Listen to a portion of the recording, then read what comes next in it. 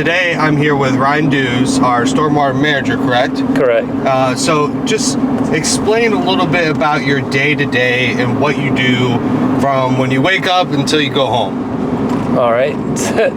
So, I mean, as far as managing the department, I'm in charge of course, the budget and keeping in mind that we have to have materials, but at the same time, we want to be responsible and make sure that we're staying within our budget while we're purchasing supplies. But we also want to keep work moving and progressing at the same time.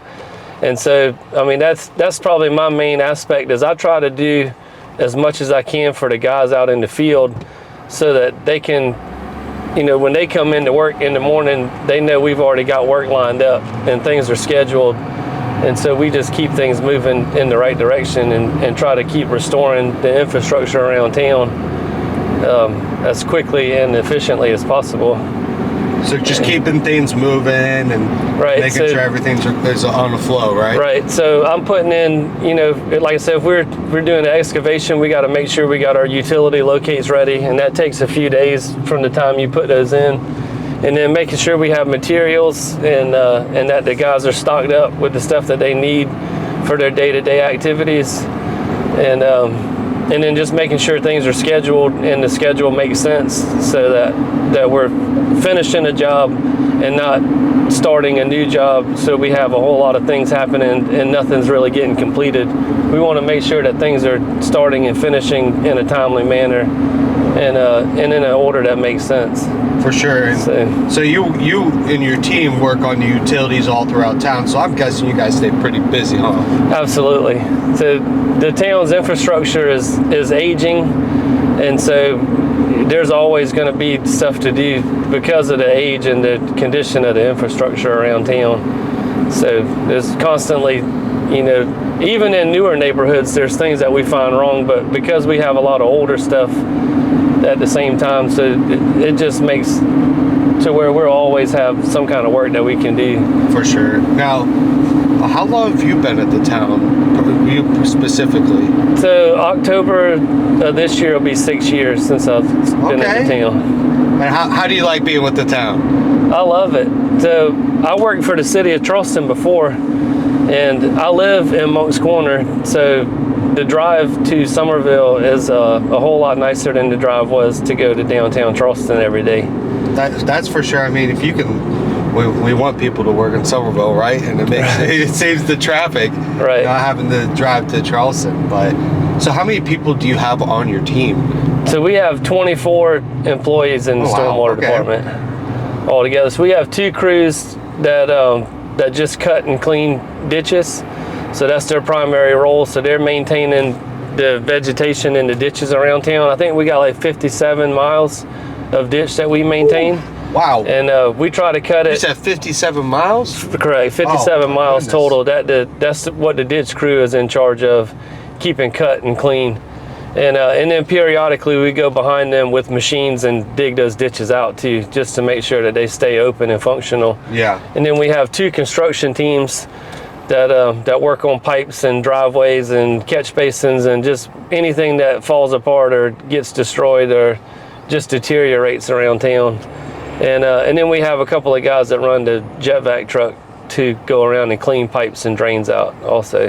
Wow. So just the ditches alone, you guys stay busy. So absolutely. Imagine everything else. So when the community has something that they need addressed, like they need help or need your team for, how can they reach out to the town to get maybe a request in? So, of course, Lisa gets a lot of calls at the public service desk, the public works desk. Yep.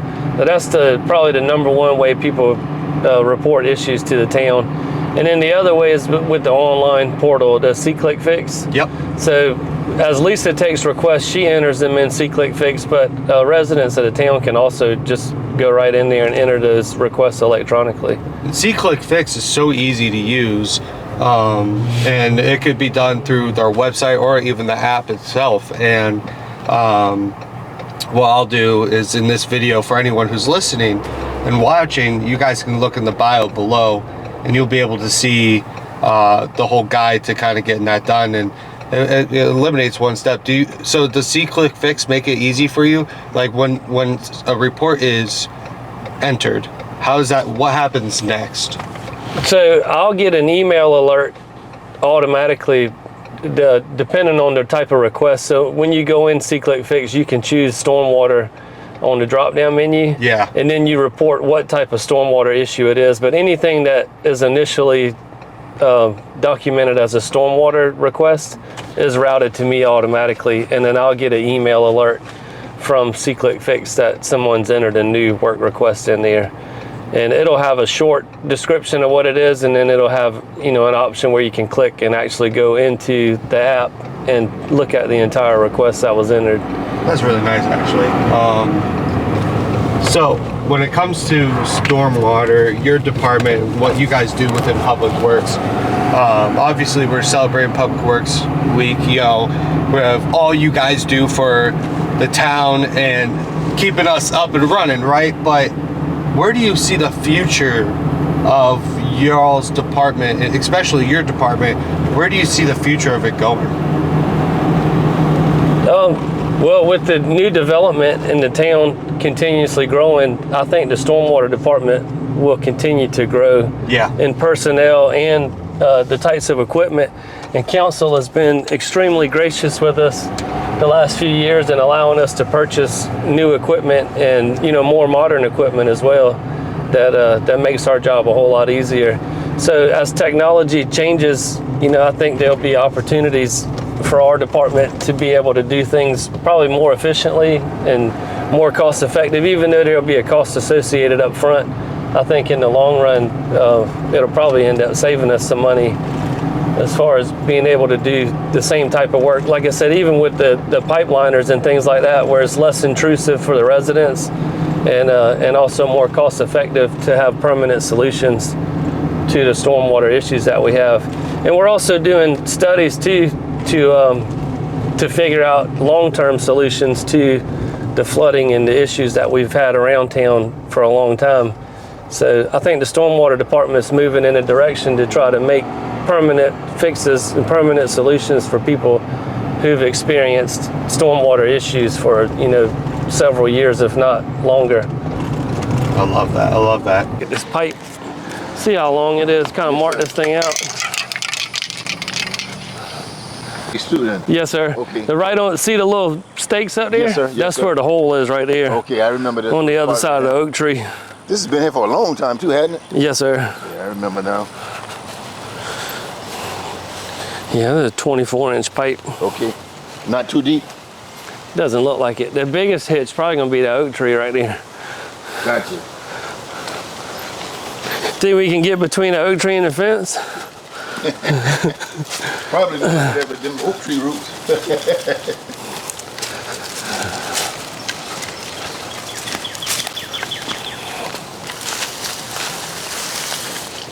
It's like 130 feet. Okay. So we just need to replace all of it? Yes, sir. The other pipe goes out there to Ford Court. That box is funky, man. That box goes way back, like back in here somewhere. Yes, sir. Yes, sir. But I don't know if I want to tangle with that part over there yet. There it is. It ain't too deep either, so. No, I don't think, that hole's probably pretty close to the top of the pipe. Like you say, the worst part will be right there. Yeah, once we get between there, I don't think it'd be too bad.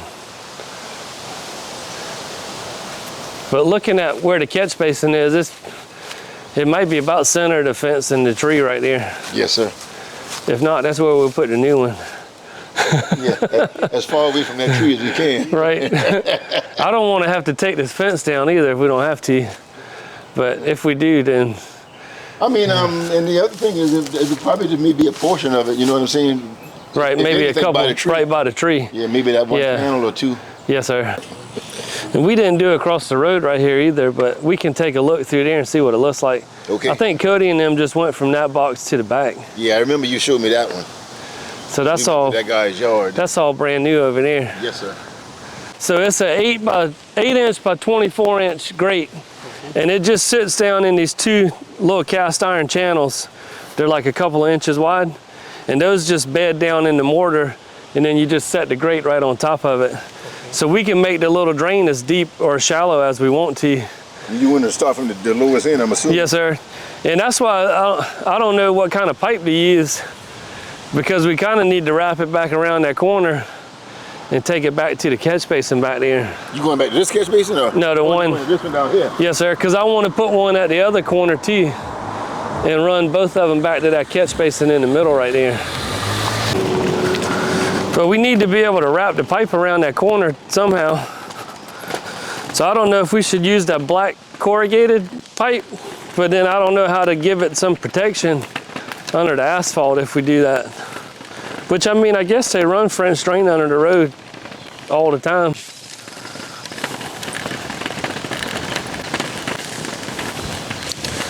I thought about digging the trench and putting the black pipe in there and then maybe pouring concrete on top of it.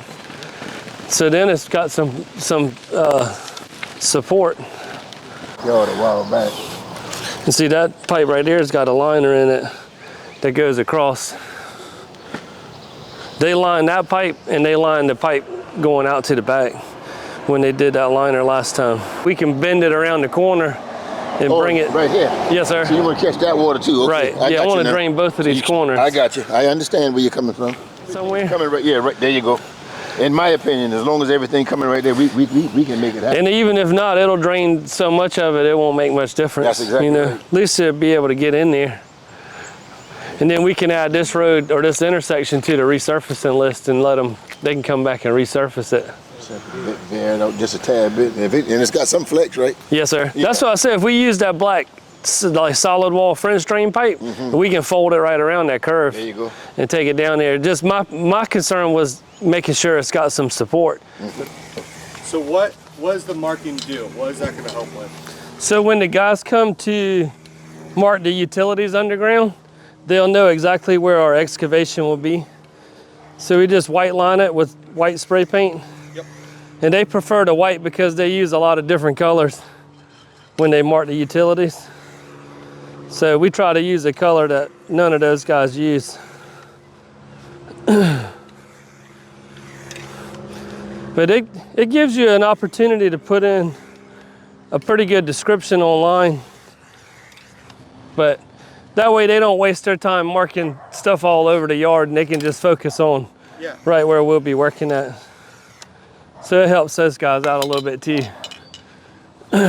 We had a really good relationship with Dorchester County Public Works and SCDOT, and we've been able to work together. We've even done some work for the DOT where they've done some cost sharing.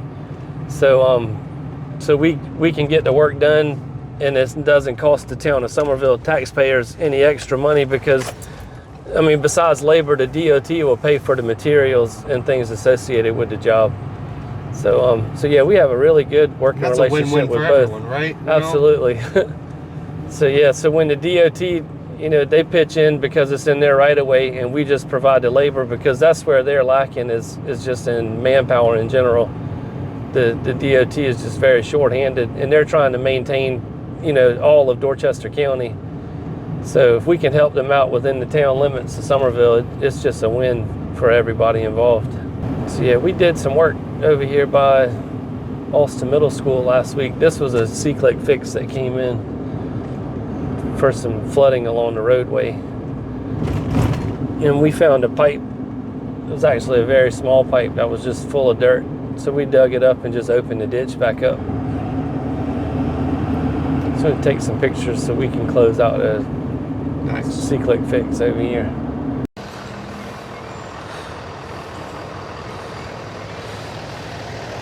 Yeah, so we had, this ditch wasn't really functional, and it had water all the way out into the roadway. So when it rained pretty significant, so cars were having to go over in the other lane to go around the puddle. And we were able to put a new piece of pipe in up where the walkway is. Yeah. And then there was a small, I guess like a French drain that ran along the shoulder right here. And it wasn't really functioning, so we just took that French drain out and opened the ditch back up.